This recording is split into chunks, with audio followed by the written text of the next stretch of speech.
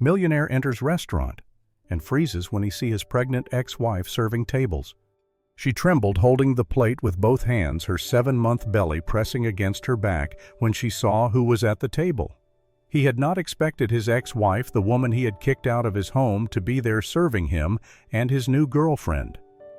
The rain lashed heavily against the windows of La Belle Époque restaurant when Carlos Almeida pushed open the glass door and entered, shaking his expensive umbrella. He was 20 minutes late for the dinner he had arranged with Camila, his girlfriend of 6 months. At 38, Carlos was the kind of man who commanded attention in any setting. He wore an impeccable Italian suit, a very expensive Swiss watch, and carried the arrogant demeanor of someone who had always had everything in life without ever needing to work hard for it. "Sorry I'm late, my love," he said, kissing Camila's face as he sat down at their reserved table with a view of the city. "The meeting with the Japanese ran longer than expected. We closed an $8 million deal." Camila smiled in that way he liked, completely done up in a tight red dress with perfectly styled hair.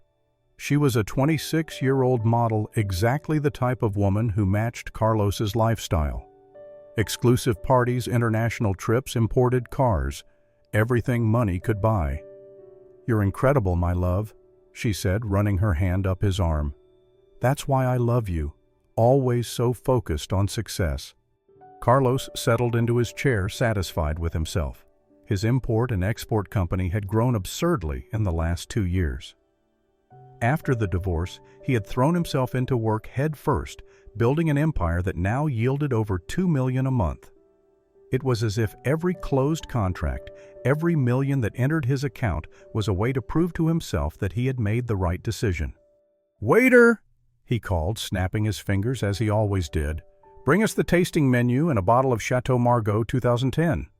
Camila laughed, as always impressed by his spending habits. "Carlos, this wine costs $3,000 a bottle. So what life is meant to be lived, isn't it? Money is for exactly that." They were discussing their upcoming trip to Miami for the weekend when a waitress approached their table. Carlos didn't even lift his eyes, continuing to talk about the 5-star hotels he had booked. But something made him stop mid-sentence. Perhaps it was the hesitant way the person approached, or perhaps a sixth sense that warned him of danger. When he finally looked up, the world simply stopped. It was Isadora, his ex-wife, the woman he had loved madly for 5 years and hated deeply for another 2. She stood there by the table wearing the restaurant's elegant uniform, holding a tablet to take orders with hands he perfectly remembered kissing 1,000 times. But what shocked him most wasn't seeing her working as a waitress. It was the fact that she was pregnant. Very pregnant. Her round belly was impossible to hide even with the loose uniform she wore. She must have been 7, maybe 8 months along. "Good evening," Isadora said in a low voice, avoiding eye contact with him. "May I take your order?" Carlos was mute, literally speechless. It was as if someone had punched him in the stomach and sucked all the air from his lungs. Isadora there, pregnant, working as a waitress in the city's most expensive restaurant, the very same restaurant where they had celebrated their first wedding anniversary. "Carlos?" Camila touched his arm, realizing something was wrong. "Do you know her?" He tried to respond, but the words wouldn't come out. His eyes couldn't stray from Isadora's belly, from the way she subtly shifted her weight to one leg, from the fatigue visible on her face, even with the light makeup she wore. Isadora was also struggling to maintain her composure. Her hands trembled slightly as she held the tablet, and Carlos could see she was making a superhuman effort not to break down right there. He knew her so well. It had always been this way. Too proud to show weakness, too strong to ask for help. "Have you decided what you'd like?" she asked again, this time glancing quickly at Carlos before looking away. We... Carlos stammered, still in shock. "Isadora, Carlos, who is this woman?" Camila asked, now clearly irritated by the strange situation unfolding. Isadora closed her eyes for a second, as if gathering strength for what was to come next. When she opened them, there was a sad determination that Carlos recognized immediately. It was the same expression she had during their last argument 2 years ago, when everything had crumbled between them. "I'm just the waitress, ma'am." Isadora replied to Camilla, maintaining a professional tone. "I've worked here for a few months." "A few months," Carlos repeated more to himself than to her. "Are you pregnant?" Isadora completed her voice firm, but with an almost imperceptible tremor. 7 months. Carlos did the math mentally. 7 months. That meant she had gotten pregnant more than a year after their divorce.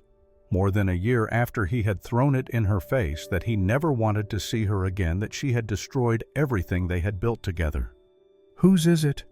The question left his mouth before he could think straight. Isadora looked at him with a mix of pain and indignation. "That's none of your business, Carlos." "Carlos!" Camilla slapped her hand on the table, drawing the attention of people at neighboring tables. "Can you explain what the hell is going on here? Who is this woman?" For a moment, Carlos thought about lying. He could simply say she was a distant acquaintance, apologize for the confusion, and continue with dinner as if nothing had happened. But there was something in the way Isadora looked at him in that belly that seemed to scream truths he didn't want to hear, that prevented him from feigning normalcy. "She's my ex-wife," he said softly, still looking at Isadora. The silence that followed was deafening. Camilla's mouth hung open. Isadora lowered her head and Carlos felt as if the ground were opening beneath his feet. "Your ex-wife is a waitress?" Camilla asked, incredulous. "Carlos, you never told me you were married." "I was married," he corrected automatically, but his eyes remained fixed on Isadora. "For 5 years." Isadora took a deep breath and tried to regain control of the situation. "I'll call another waiter to assist you," she said, turning to leave. "Wait," Carlos said, standing up so quickly that he knocked over his chair. "Isadora, wait." She stopped, but didn't turn around. Carlos could see the tension in her shoulders, the way her hands clenched into small fists at her sides. "Please, I need to talk to you," he said, his voice coming out more desperate than he intended. "We have nothing to talk about," Isadora replied without turning. "You made that very clear 2 years ago." His own words came back like a slap in the face. Carlos perfectly remembered their last conversation in the lawyer's office when the divorce papers were signed. He had said horrible things, accusations that now seemed to echo in the elegant restaurant like ghosts of the past.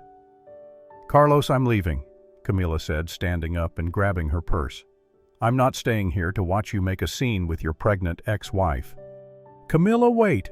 he tried, but she was already walking towards the exit, her heels tapping furiously on the marble floor. Carlos stood there in the middle of the restaurant watching Isadora, who was still turned away from him. Other customers began to look discreetly, whispering among themselves about the strange scene unfolding. "Isadora," he said softer. "Please, just 5 minutes." She finally turned, and when Carlos saw her face head-on, he almost lost his balance. She looked different, thinner in the face despite her belly. There were dark circles under her eyes that makeup couldn't completely hide, and a sadness he had never seen before, not even in the worst moments of their marriage. "5 minutes for what, Carlos? Do you want to know whose baby it is? Do you want to know how I ended up here? Or do you just want to satisfy your curiosity so you can go back to your pretty little girlfriend?" The bitterness in her voice cut Carlos like a knife. Isadora had never spoken to him this way, not even when they fought. She had always been sweet, understanding, trying to resolve things through dialogue. This bitter woman in front of him was someone he had helped create. I didn't expect to see you like this," he said, unsure what to say. "Like what, pregnant or working as a waitress?" she asked, crossing her arms over her belly. "Both," he admitted honestly. Isadora gave a humorless laugh. "Life didn't stop when you kicked me out of yours, Carlos. I kept living. I'm still trying to survive." "Kicked you out, Isadora, you wanted the divorce." "I wanted it." She looked at him as if he were crazy. "Carlos, you asked for the divorce. You said you couldn't look at me anymore without feeling disgusted. You said—" Okay, he interrupted, realizing they were drawing too much attention. "Let's not discuss this here. Let's not discuss anything anywhere," Isadora said, adjusting her apron. "I have work to do, and you have a girlfriend to run after." "She's not important," Carlos said without thinking. "Not important," Isadora repeated, incredulous.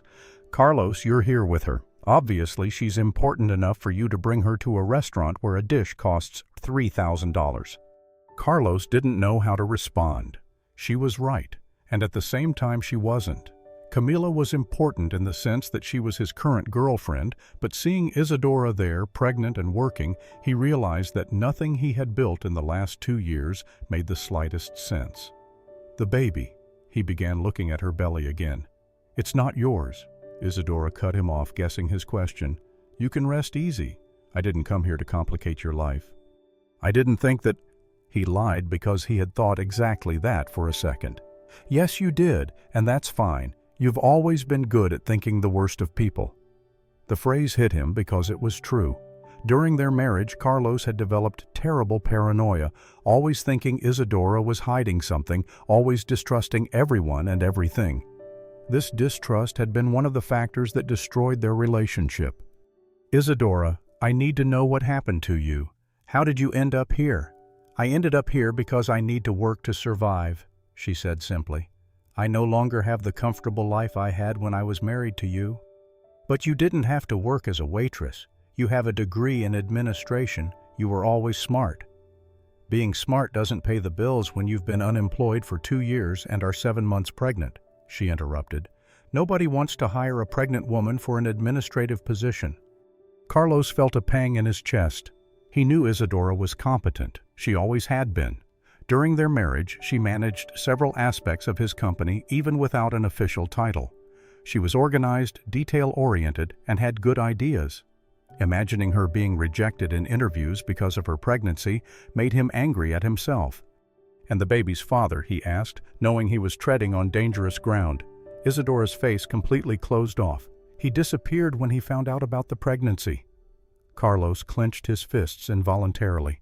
The idea of someone abandoning Isadora pregnant filled him with a rage he hadn't expected to feel, especially knowing how much she had always wanted children, how much she had suffered during their marriage because she couldn't get pregnant. What kind of man does that? He murmured. The kind who wasn't ready to be a father. Isadora replied, her voice tired. It wasn't his fault. We both knew it was just something casual. Casual? Carlos repeated, feeling a strange, sharp pain in his chest that he couldn't identify. Jealousy, sadness, regret. Look, Carlos, I really need to get back to work. My supervisor won't like seeing me here talking. How long have you worked here? 4 months. Before that, I worked in other places, a shop and office, wherever I could, nothing that lasted long. Carlos looked around the restaurant, realizing for the first time how difficult it must be for her to stand for so long, serving tables, carrying trays, 7 months pregnant. That can't be good for the baby, he said more to himself. It's better than starving, Isadora replied dryly. Her answer was like a punch to Carlos's gut. Starving. Isadora was at risk of starving. The woman he had loved more than anything in life, who used to sleep beside him in silk sheets and wake up to breakfast prepared by a maid. Isadora, he began, but she was already walking away. Goodbye, Carlos. Take care of your girlfriend. She seemed nice. And with that, she turned and walked away, leaving Carlos standing alone in the middle of the city's most expensive restaurant, surrounded by wealthy people who continued dining as if nothing had happened. As if his world hadn't just collapsed for the second time in 2 years. He stood there for a few minutes watching Isadora attend to other tables, serving dishes that cost more than her weekly salary. He saw how she struggled to smile for the customers, how she hid her fatigue, how she discreetly placed a hand on her back when she thought no one was looking. When he finally left the restaurant, Carlos felt as if he were emerging from a dream or a nightmare. He no longer knew which. The rain had stopped, but he didn't even notice. His head was too full, processing everything that had happened in the last 30 minutes. Isadora was pregnant, working as a waitress alone, abandoned by the baby's father. And he who had once promised to take care of her forever was having dinner with another woman in the same place where they had once been happy together. In the car driving back home, Carlos couldn't stop thinking about the tired expression on Isadora's face, the way she had avoided looking directly at him as if it hurt too much, and he knew it hurt because it hurt him too. For the past 2 years, Carlos had convinced himself that he had moved on from Isadora, that the divorce had been the best thing that could have happened. He had built a new life, a prosperous company, relationships without commitment. He thought he was happy, but it only took 30 minutes for him to realize that he had spent 2 entire years running from the truth. The truth that he had never stopped loving Isadora. The truth that all the millions he earned, all the women he dated, all the successes he achieved were just desperate attempts to fill the void she had left. And now she was there carrying another man's child, struggling to survive alone. And he didn't know what to do with all that information, all that guilt, all that love he thought he had buried. His phone rang. It was Camila. "Carlos, I want an explanation now." He looked at the phone, thought of Isadora serving tables 7 months pregnant, and for the first time in 2 years made a decision that had nothing to do with money or success. "Camila, it's over. Between us, it's over." And he hung up. Carlos didn't sleep a wink all night, tossing and turning in his empty king-size bed, thinking about that belly, Isadora's tired face, the way she trembled when she saw him. At 5 a.m. he gave up on sleeping, took a cold shower, and went straight to the office. But even reports worth millions of Reyes couldn't get his ex-wife out of his head. "Patricia, cancel everything I have today," he told his secretary as soon as she arrived. "Sir, but there's a meeting with the Japanese. It's worth $8 million. "Cancel everything, say I'm sick, whatever." Patricia's mouth fell open. In 10 years of working for Carlos, she had never seen him cancel such an important meeting, especially not because of a woman. At 11 a.m., Carlos was planted in front of La Belle Époque. The restaurant hadn't even opened yet, but he could see movement inside, and he could see Isadora slowly organizing tables because of her belly, but still with that careful manner she always had. When the restaurant opened, Carlos was the first to enter. The French maitre d' smiled. "What a pleasure. Table for how many?" "Table for 1, and I want to be served by Isadora." The old man frowned, finding the specific request strange, but led Carlos to a table in the corner. Carlos didn't care that it was a bad table. Today, he didn't want to be seen by anyone. Isadora appeared 5 minutes later, and when she saw it was him, she stopped walking. Carlos saw the conflict on her face. Professionally, she had to serve him.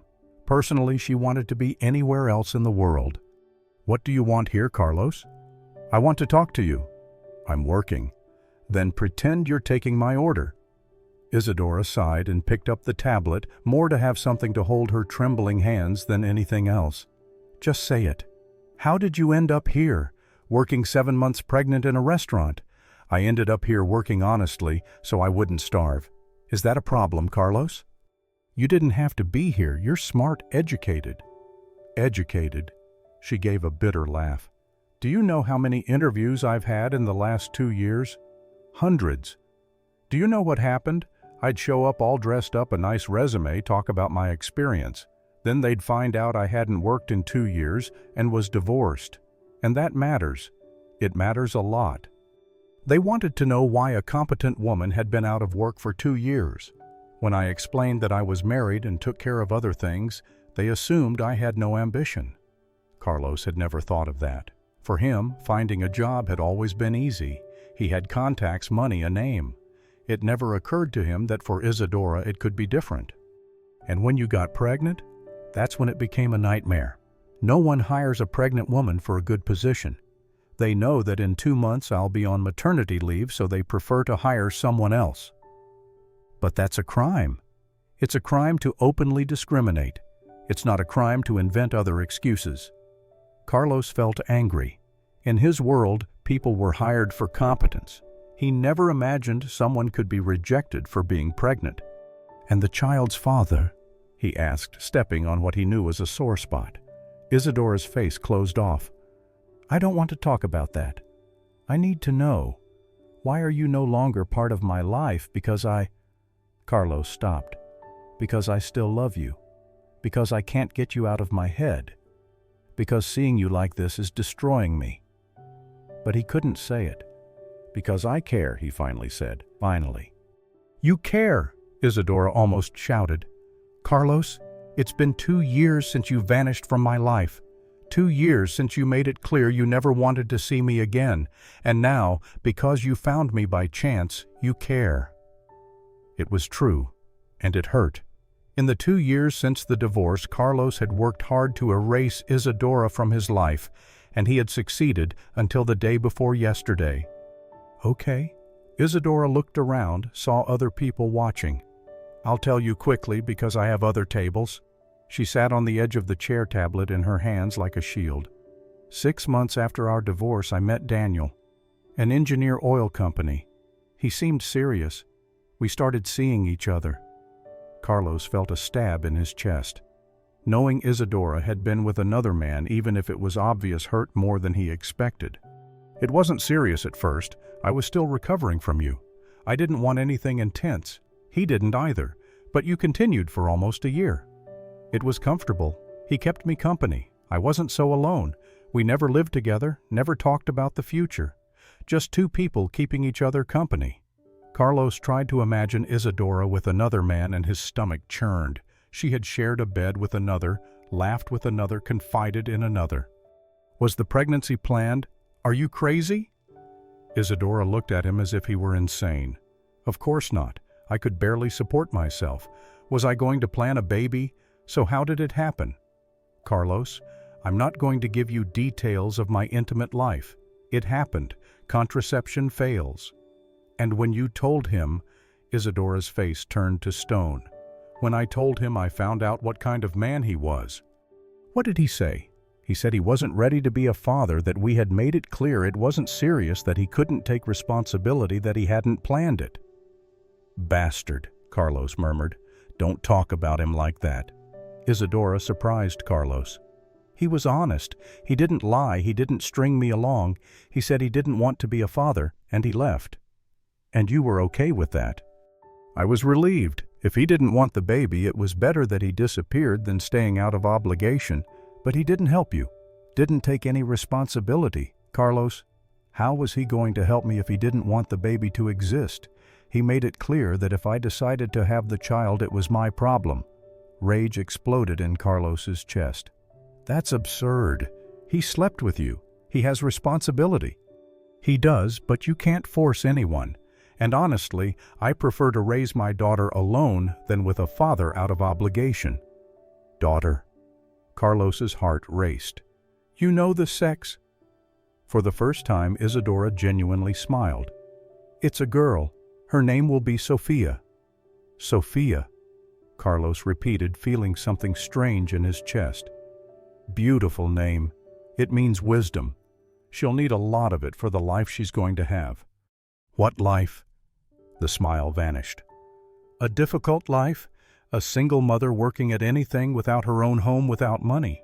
It's not what I dreamed for my first daughter." "First daughter, you always said you didn't want to have children." "I never said that. I said I didn't want them at that moment with the problems we had, but I always wanted to be a mother." The bomb exploded in Carlos's head. During the last year of their marriage, when they fought every day, they had discussed children multiple times. Carlos thought she didn't want children because she lacked maternal instinct. In truth, she didn't want to bring a child into the hell their marriage had become. "I didn't know that." "You never really asked. You assumed I didn't want them, and that was that." "Isadora, look. I need to get back to work. My boss is watching us, and he's not happy." Carlos looked and saw a bald 40-something man with a mean look observing their table irritably. "Can I come back tomorrow so we can talk more?" "What for? What do you want with this?" "I want to be part of your life again." Isadora looked at him as if he had lost his mind. "Carlos, you have a girlfriend. You have a new life. Why do you want to be part of mine?" "Because I never stopped loving you." The tablet almost fell from her hands. She stood silent for a few seconds, processing. "You don't love me. You feel guilty. It's different." "It's not guilt. It is. You saw me in a bad situation, and now you feel guilty because you think you could have prevented it if we had stayed married. But it's not love, Carlos. You haven't loved me for a long time." "How can you say that? Because if you loved me, you would have fought for our marriage. You would have tried to solve our problems. instead of asking for a divorce. You asked for a divorce. I asked after you made it clear you couldn't stand me anymore, after you spent 3 months treating me like dirt. Carlos remembered the last months of their marriage, the daily fights, the paranoia, the way he came home already expecting an argument. She was right. He had made both their lives hell long before she even mentioned divorce. I was wrong, completely wrong. You were, but you can't go back. You can't erase 2 years. Why not people reconcile all the time? People who broke up over silly things, not people who destroyed each other like we did. Carlos remained silent. It was true they had destroyed each other. The fights in the end were savage, with both of them saying things that couldn't be unsaid. And there's one more thing. I'm not the same person you married. These 2 years changed me. I had to learn to survive alone, to fight for myself, to not depend on anyone.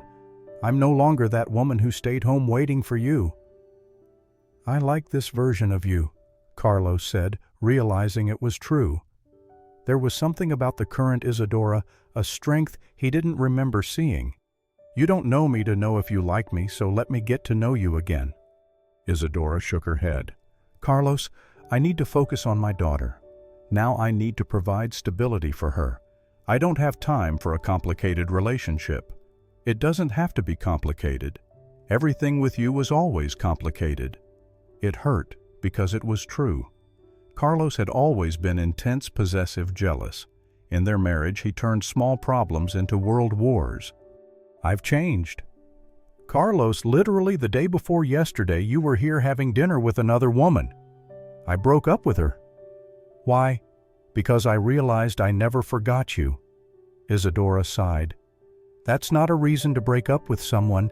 It's a reason to go to therapy. Carlos laughed unexpectedly. You've always been direct. I've learned to be even more so. Give me a chance, Isadora, just one chance. A chance for what? To prove that I've changed. To prove that I can be part of your life without complicating it. To prove that I can be the man you deserve. Carlos, I'm not asking you to get back with me. I'm not asking you to trust me right away. I'm just asking you to let me try. Isadora looked at him, and Carlos saw the conflict in her eyes. Part of her wanted to believe he had changed, but the wounded part, which had spent 2 years learning to protect itself, was resisting. My boss is coming over. You need to order something real or there'll be trouble. Then bring me a medium rare steak and a Coke. Carlos, it's 2 p.m. So what rich people can have lunch whenever they want? Isadora smiled again. You haven't changed that much. I've changed in the important things, the ones that really matter. The boss arrived at the table just as Isadora was writing. Everything okay here? He asked with a falsely polite tone. Perfect, Carlos replied before Isadora could speak. Isadora was explaining the specials of the day to me. Service is top-notch. The man looked from Carlos to Isadora, suspicious, but couldn't complain about a customer praising an employee. Excellent, Isadora. After you take their order, there are 2 tables waiting. Coming, Señor Rodrigo. When the man left, Isadora looked at Carlos in a way he couldn't decipher. Thank you. For what? For not putting me in a difficult spot with my boss. Isadora would never do anything to harm you at work. She did the day before yesterday. That scene with your girlfriend almost cost me my job. Carlos felt the weight of guilt. Sorry, I didn't think. Exactly. You don't think about the consequences for other people. You never did. I'm learning to think. I'm trying to be better. I'll get your food. When she left, Carlos watched her attend to other tables. He saw how she smiled at customers, even though she was tired. He saw how she supported her back with her hand when no one was looking, how tight her uniform was because of her belly. And for the first time in 2 years, Carlos felt truly regretful. Not about divorcing because he knew at the time it was the only way out, but about letting things get to that point, for not fighting harder, for letting pride and jealousy destroy the most important love of his life. When Isadora brought the food, Carlos could barely eat. He kept watching her work, thinking about everything she had told him, everything she had gone through while he built his empire. She was right. He felt guilty, But he also felt love, and for the first time in his life, he was willing to prove that he could be the man she deserved, even if it meant changing who he was. The problem was convincing Isadora he was serious, and after everything that had happened between them, that wasn't going to be easy. But Carlos had never given up on an important challenge in his life, and winning Isadora back was the most important challenge he had ever faced. Carlos returned to La Belle Époque the next day and the day after, always, at the same time, always requesting a table in Isadora's section, always insisting on being served by her. But now he didn't force conversation. He ordered his dish, thanked her, paid, and left. Simple as that. Camila had called 23 times in the last 3 days. Carlos didn't even answer anymore. He didn't block her, didn't send messages, didn't give explanations. He simply ignored her as if she had never existed. Was it cruel? Yes. But he couldn't pretend to care about a girlfriend's drama when his head was completely occupied with Isadora. On Thursday morning, Patricia entered his office with a worried look. "Mr. Carlos, Ms. Camila is in reception. She says she won't leave until she speaks with you." "Tell her I'm not here." "She says she'll stay there all day if necessary." Carlos sighed, annoyed. "All right, send her up, but make it clear she only has 5 minutes." Camila burst in like a hurricane. She was beautiful as always, but there was something desperate in her eyes that Carlos had never seen. Normally she was cold, calculating, always in control. Now she looked like a woman on the verge of collapse.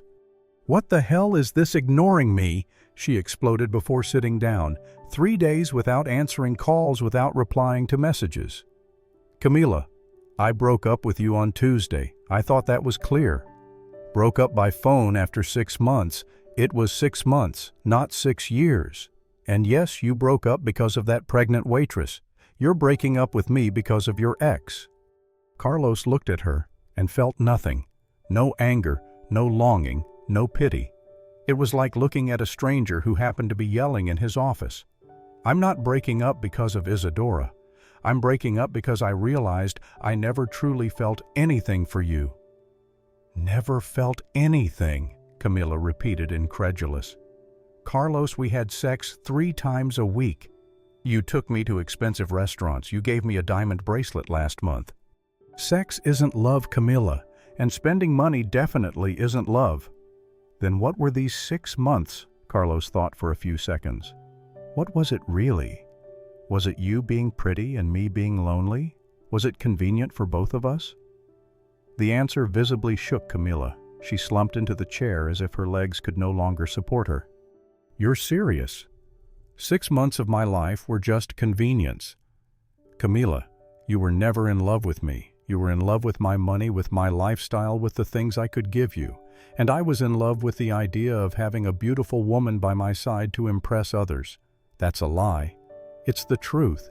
When was the last time we talked about anything important? When was the last time you asked how I really was? Not just if I was taking you to an expensive dinner." Camila fell silent, thinking. Carlos waited, but she couldn't answer. "That's it," he said. "We didn't have anything real, and I don't want empty relationships anymore." "And what will you have? A relationship with a pregnant waitress carrying someone else's baby." "Careful," Carlos said softly, but with a tone that made Camila recoil in her chair. "Don't talk about Isadora like that." "Wow, how you defend her. The saint who left you 2 years ago is now the love of your life again." "I left her. And yes, she was always the love of my life. I was just too stupid to realize it." Camila stood up, grabbed her expensive purse, and looked at Carlos with disdain. "You're going to regret this. That woman already screwed you over once. She'll screw you over again. Maybe, but at least it will be real."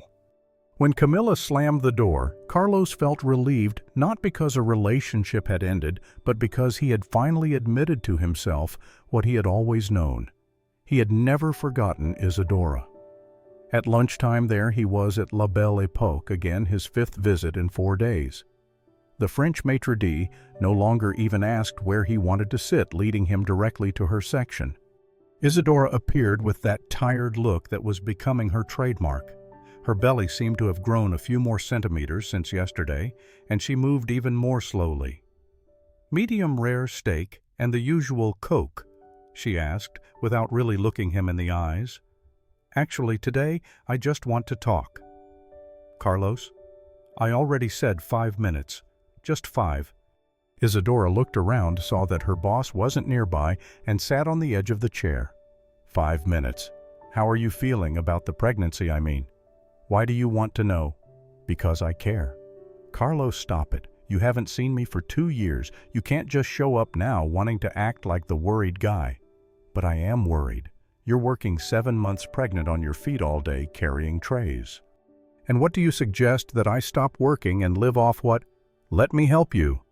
Help how financially until the baby is born, until you recover." "Stop," Isadora cut him off.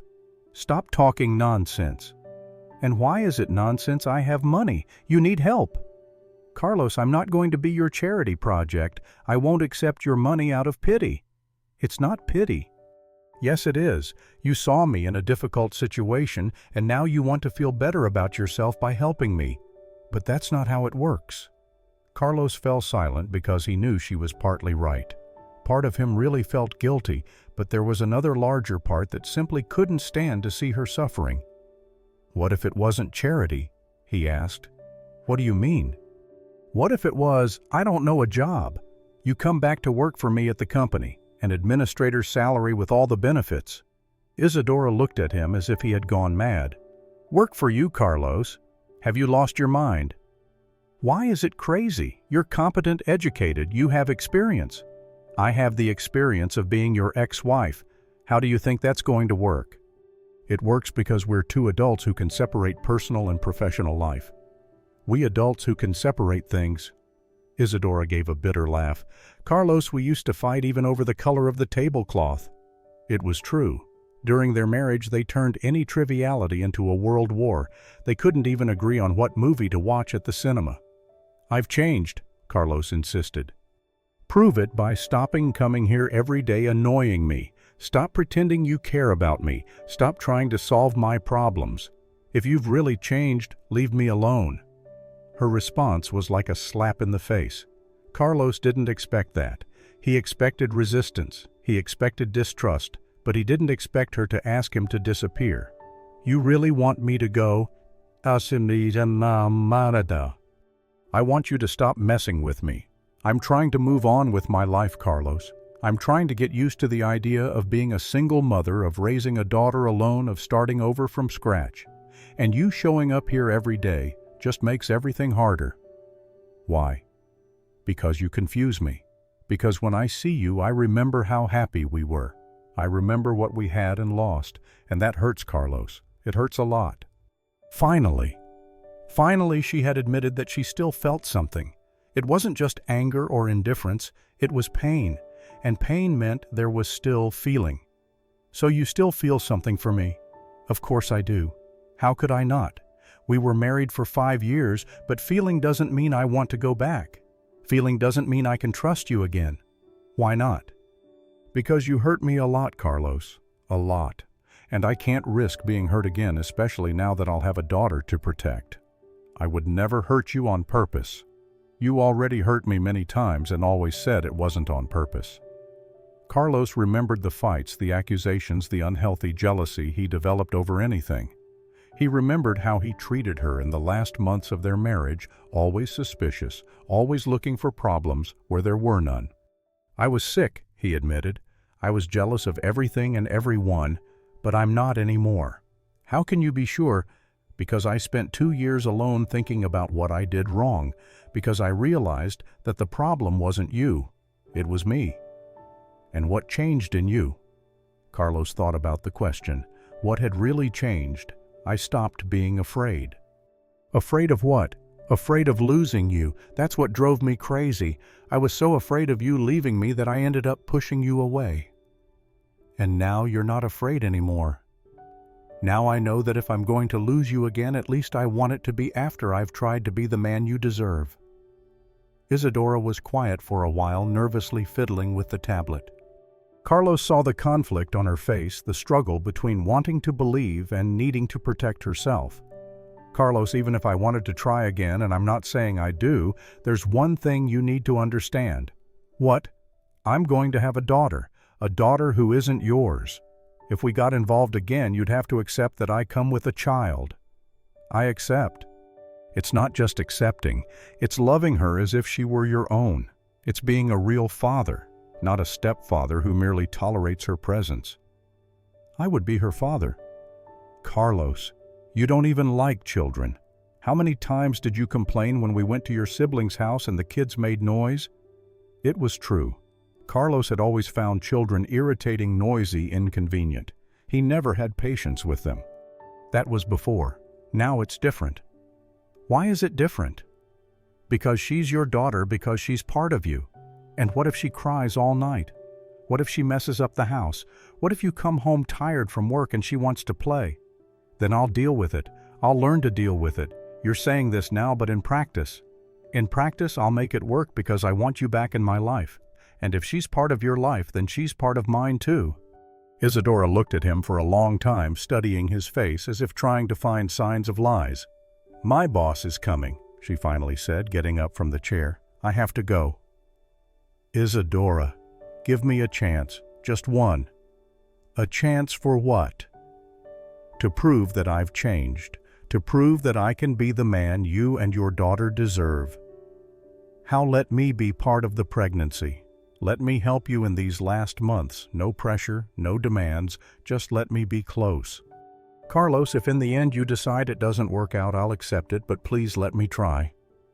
Isadora sighed deeply, one hand resting on her belly. Carlos saw when the child kicked, causing a small movement in her blouse. Is she kicking? He asked without thinking. Yes. She gets active around this time.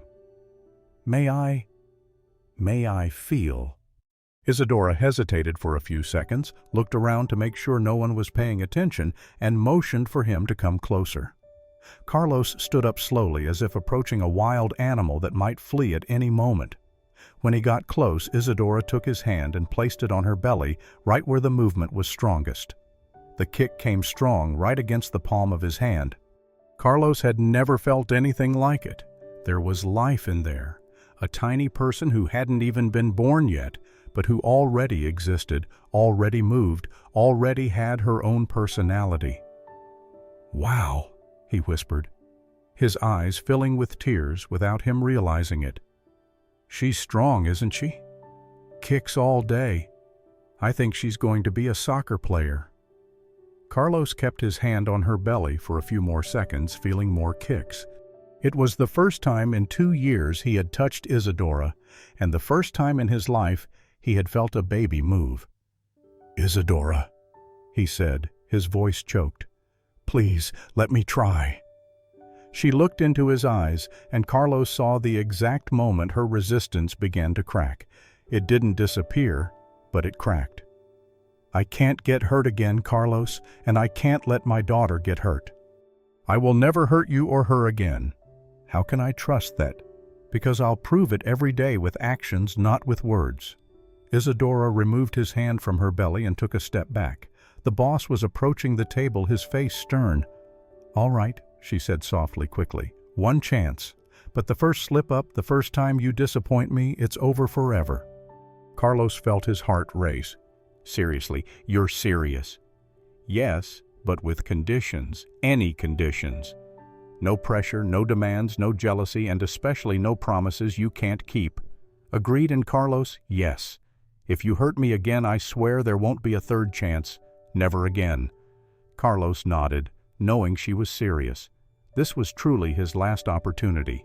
If he messed up now, he would lose Isadora forever. I won't mess up, he said. I can't mess up. When the boss arrived at the table, Isadora was already writing a fictitious order on the tablet as if it were just another normal interaction. But Carlos saw the small smile at the corner of her mouth, and for the first time in 2 years, he felt hopeful. He had a chance, a single last chance, to win back the love of his life. Now he just had to not ruin everything again. Carlos left the restaurant that day, a changed man. He had a chance, a unique and final chance, to win back Isadora and be part of his daughter's life. But he knew he couldn't do it the old way. He couldn't just bulldoze everything with money and empty promises. He had to prove in practice that he had changed. The first thing he did was call Patricia. Patricia, cancel all my social engagements for the next 2 months. Parties, openings, business dinners, everything. And that trip to Miami, I was going to cancel that too. Sir, but these are important commitments. No, nothing is more important than what I need to do now. Reschedule everything. May I ask why? I'm going to win back my ex-wife. The next day, Carlos appeared at La Belle Epoque at lunchtime. But this time, he didn't ask for a table. He waited at the entrance until Isadora came out for her break. "What are you doing here?" she asked when she saw him. "I brought you something." Carlos showed her a thermal lunchbox. "Homemade food. I made it myself." "You made it?" Isadora looked at him as if he had grown 2 extra arms. "Carlos, you couldn't even fry an egg." "I learned. YouTube has tutorials for everything." Isadora opened the lunchbox suspicious. Inside was rice beans, grilled chicken, and salad. Nothing sophisticated, but it smelled good. "Why did you do this?" "Because pregnant women need to eat properly, and restaurant food every day can't be good." "Carlos, I eat in the kitchen here. I eat leftovers." "It's not the same thing." Isadora stared at the food as if it were a bomb about to explode. "I can't accept it." "Why not?" "Because it's weird you making food for me." "Weird good or weird bad?" "Weird, different." "Then eat. Sophia needs good nutrition." It was the first time Carlos had spoken his daughter's name as if it were natural. Isadora noticed, and Carlos saw that she noticed. "All right," she finally said, "but this doesn't change anything between us." "I know." Carlos stood there a little unsure of what to do while she ate. It was strange to be near Isadora without fighting, without tension, just talking normally. "It's good," she said after a few bites. "Seriously, it didn't burn." "No, it's even perfectly seasoned." Carlos smiled like a fool. He looked like a kid who had gotten a difficult answer right at school. "I'll bring it again tomorrow." "Carlos, just food, nothing more. I just want to make sure you and Sophia are eating well." Isadora sighed. "All right, but just food." The next day, Carlos appeared again. This time he brought lasagna that took him 3 hours to make and was a bit crooked, but Isadora ate it all. "You're really cooking?" she asked incredulously. "Every night when I get home, I'm learning new recipes every day." "Why?" "Because I want to take care of you two." The word "you two" hung in the air. Isadora and Sophia as if they were already his family. In the 3rd week of them living together, Isadora felt unwell in the middle of the night. Carlos woke up to her groaning in pain in the next room. "Isadora!" He knocked on the door. "Are you okay?" "I don't think so." Carlos entered and found her curled up in bed holding her belly. "Are they contractions?" "I don't know. It hurts a lot." "Let's go to the hospital now." "Carlos, it might be a false alarm." "What if it's not? Let's go to the hospital." They discovered it was premature labor, 8 months. Sophia had decided she wanted to be born early. "Everything's fine," the doctor explained. "An 8-month baby is born healthy, but we'll have to do a C-section." "C-section?" Isadora was terrified. "Why?" "The baby is breech. A normal delivery would be risky." Carlos held her hand. "It's going to be all right." "You can't come into the room," she said, terrified. "Only a husband or partner can." "I'm your partner," Carlos said without thinking. "Carlos, to them I am, if you let me." Isadora looked at him with tears in her eyes. "Do you really want to come in?" "I want to be with you two in the most important moment of your lives." 2 hours later, Carlos was scrubbed in surgical attire, holding Isadora's hand while the doctors performed the C-section. "Does it hurt?" he asked. "No, it's anesthetized, but I'm terrified." "I'm here. I won't leave." "Carlos, thank you for everything." "No need to thank me. I'm the one who thanks you for letting me be a part of this." "We can see the little head," the doctor announced. Just a little more." And then it happened, a thin, high-pitched cry that filled the entire operating room. Sophia was born. "She's a beautiful girl," the doctor said, holding the child up for them to see. Carlos looked at that small, red, lively being and began to cry like a child. He couldn't stop. It was the most beautiful thing he had ever seen. "Do you want to cut the cord?" the doctor asked. "Me? But I'm not." "Cut it," Isadora said, her voice choked. "Cut it for her." Carlos took the scissors with trembling hands and cut Sophia's umbilical cord. Officially, she was now an independent person, and he had been part of the moment she separated from her mother to live in the world. "Do you want to hold her?" the nurse asked. Carlos looked at Isadora, asking for permission. She nodded, crying. When Sophia was placed in his arms, Carlos felt the world stop. She was so tiny, so fragile, so perfect. Her eyes closed, her mouth making little faces, her tiny hands moving. "Hi, Sophia," he whispered. "I'm Carlos.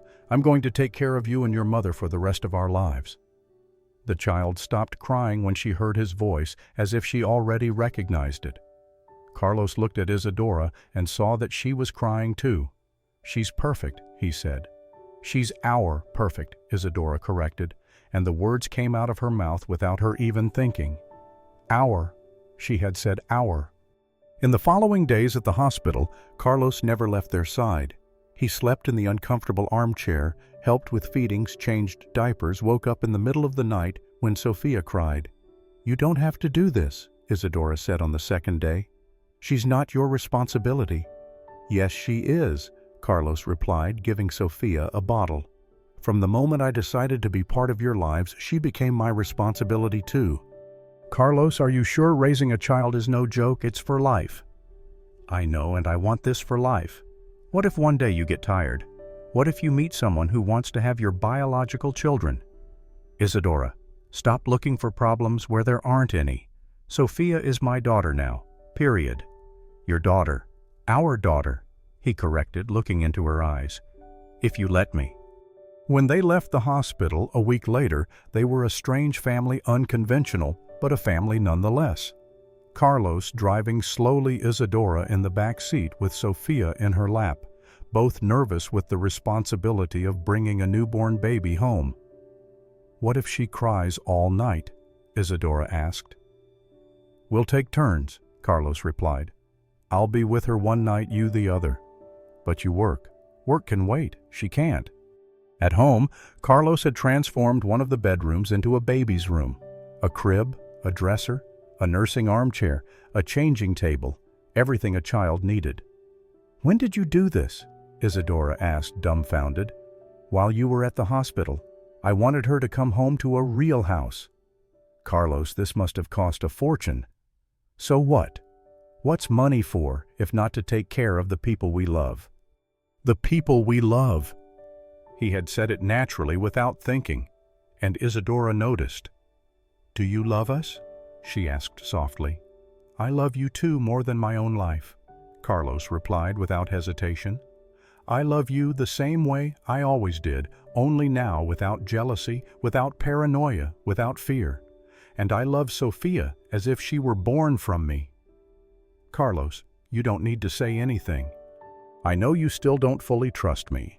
I know you're still afraid, but I'll prove every day that I've changed, that I'm the man you both deserve." In the following months, Carlos truly proved himself. He woke up in the middle of the night to give bottles. He changed diapers without complaining. He took Sophia to the pediatrician, played with her on the living room floor. Isadora watched everything somewhat incredulous. The man who complained when children made noise at relatives' houses now talked to a 3-month-old baby as if she understood every word. "Hi, my princess," he would say every morning when Sophia woke up. "Did you sleep well? Daddy's going to make you some yummy porridge." "Daddy?" He called himself Daddy naturally, without forcing it, as if he always had been.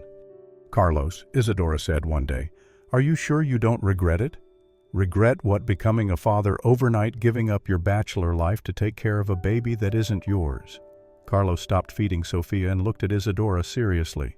Isadora, in the last 6 months I've been happier than in the entire last 2 years. Waking up every day knowing you two are here, that you're part of my life, that I can take care of you is the best thing that's ever happened to me. Even waking up in the middle of the night, even with crying with mess with all the chaos a baby brings. Especially because of that. This mess means life, Isadora. This house was a mausoleum before you two arrived. And you don't miss your old life.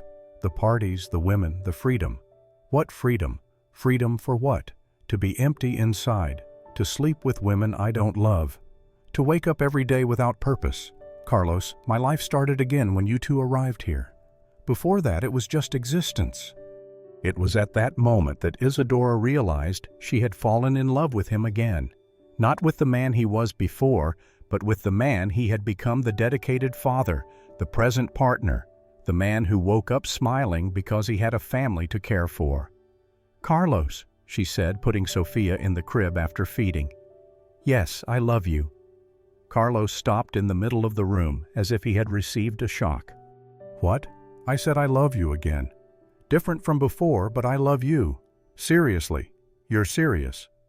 Yes, I fell in love with the man you became, with the father you are to Sophia, with the partner you've been to me.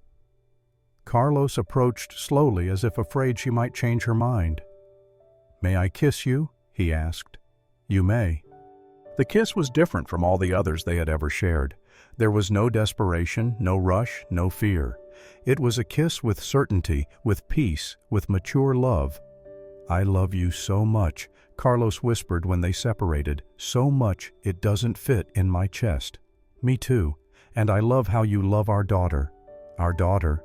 Now she said it naturally too. Will you marry me? Carlos asked out of nowhere. What? Will you marry me again, but the right way this time, Carlos? We just admitted we're together. So what, I want you to be my family officially. I want to adopt Sophia. I want her to have my name. I want everyone to know you two are mine. Isadora laughed and cried at the same time. You're proposing in the middle of the living room with Sophia sleeping in her crib. Yes, it's the perfect place. Our home. Our daughter. Our life. Then yes, I accept to marry you again. 6 months later, in a small ceremony at their home with 1-year-old Sophia in Isadora's arms, Carlos and Isadora married for the second time. This time there was no big party, no important guests or ostentation. Just family, true friends, and a lot of love. I declare you husband and wife, the judge said. You may kiss the bride. When they kissed, Sophia clapped her hands and laughed as if applauding her parents. I think she approved. Isadora laughed. Of course she approved. She knows she has a real family now.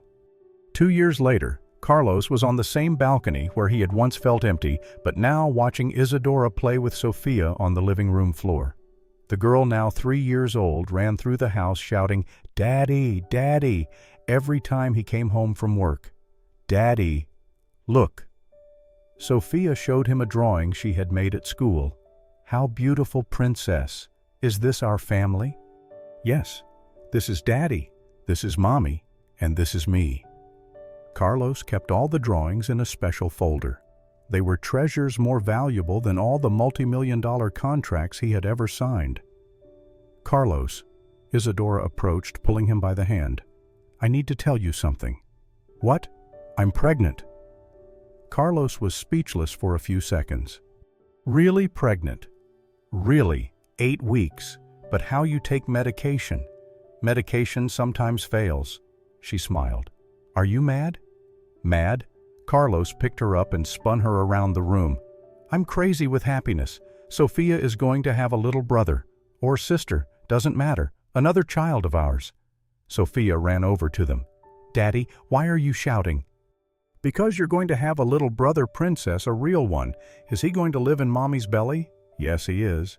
Yay, I'm going to teach him to play.